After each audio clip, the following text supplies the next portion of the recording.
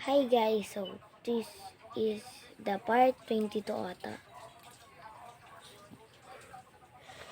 Nakabuhan ako kung sisirain ko ito guys. Kasi ako patapim, tralalalo, trala, patapim. Ang bagyot ako dito, lila, talila, okala, champasini, marani, tung, pak, tung. So guys, wala tayong magagawa. Natanggal na. Ba't adan? Suti, natanggal na yung tali. Natanggal na ito guys yung tali. Wait, tignan nyo.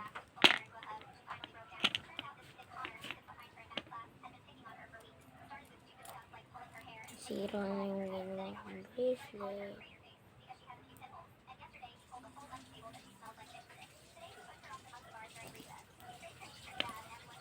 Ayan. Pupusak ngayon.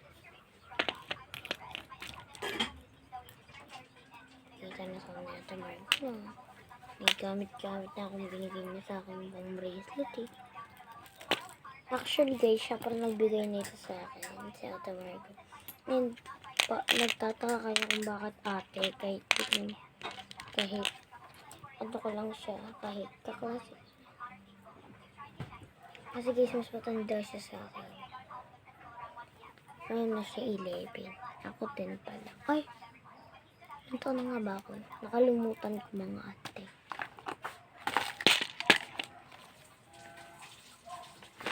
Ito pala. Babalik ako dito. Babalik ko to. Gagawin natin sa ating mga bracelet. Yung magugustuhan niya. At kuha na tayo ng design. So, hindi ko bibigay sa kanya yung binigay niya sa akin.